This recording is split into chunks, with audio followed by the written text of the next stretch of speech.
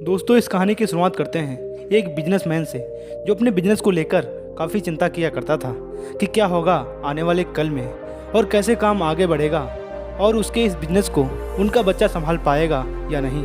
दोस्तों, इस बिजनेसमैन का एक लड़का भी था जो उनसे कई बार कहता रहता था कि पापा, आप मुझे हमारे इस बिजनेस को संभालने का एक मौका दीजिए क्योंकि अब मुझे भी बिजनेस करना आ गया है। लेकिन वो व्यक्ति कभी भी अपने बेटे को मौका नहीं देता। दोस्तों, एक दिन इस बिजनेसमैन को दिल का दौरा पड़ जाता है। जैसे ही ये बात उस बिजनेसमैन के बेटे को पता चलती है, उनका बेटा दौड़कर हॉस्पिटल पहुंच जाता है। बेटा हॉस्पिटल पहुंचने के बाद उसने ये देखा कि उसके पापा अब एडमिट हैं और डॉक्टर्स ने उनसे कहा कि आपके पापा अब पहले से थोड़ा ठीक हैं और धीरे धीरे करके रिकवर हो जाएंगे। फिर उस लड़के ने अपने दोस्त को कॉल करके वहाँ पर बुला लिया। फिर उसका दोस्त वहाँ पर आता है और उससे पूछता है कि क्या हुआ भाई। फिर उस लड़के ने अपने दोस्त से कहा कि मेरे पापा को दिल का दौरा आया था, उन्हें हॉस्पिटल में एडमिट किया है। उसके बाद उस बिजनेसमैन का लड़का अपने दोस्त से कहता है कि चलना बाहर होकर आते हैं, बहुत देर हो गई है इधर। और फिर वो दोनों हॉस्पिटल से निकल जाते हैं। तब उनको एक आइसक्रीम वाला दिखाई देता है और फिर उस बिजनेसमैन के लड़के ने कहा, भाई आ जाओ आइसक्रीम खाते हैं। ये बात सुनकर उसका दोस्त थोड़ा चौंकता है और मन ही मन कहता है कि अरे क्या पागलपन है, पापा अंदर भरते हैं और ये यहाँ पर आइसक्रीम खाने की सोच रहा है। फिर उन दोनों ने आइसक्रीम खरीद ली और वो दोनों आइसक्रीम खाने लगे।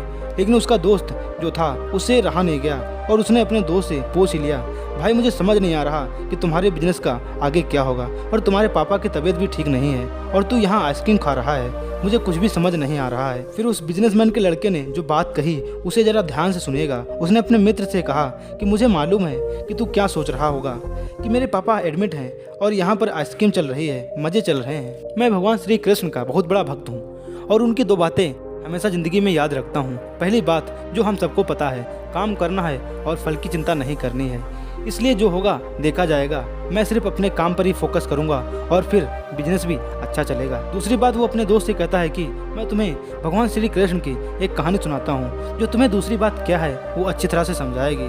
भगवान श्री कृष्ण की जो पत्नी थी जिनका नाम रुक्मणी था, उनका जब पहला बेटा हुआ था तो उसका नाम प्रद्युम्न रखा गया था और प्रद्युम्न के जन्म के 10 दिन बाद ही प्रद्युम्न का अपहरण हो गया था। प्रद्युम्न के अपहरण के कारण रुक्मणी उदास और नाराज रहने लगी थी। भगवान श्री कृष्ण रुक्मणी से कहते हैं कि चिंता मत करो क्योंकि प्रद्युम्न जहाँ पर भी होगा वहीं पर ठीक होगा। लेकिन इतना समझाने के बावजूद भी रुक्मणी अपने बच्चे की चिंता में निराश और उदास रहती थी और इस तरह से चिंता करते करते रुक्मणी जी ने 18 साल बिता दिए। 18 साल बीत जाने के बाद द्वारका में जब प्रद्युम्न की वापसी हुई और जब प्रद्युम्न वापस आए तो उनके साथ उनकी पत्नी मायावती भी आई थी।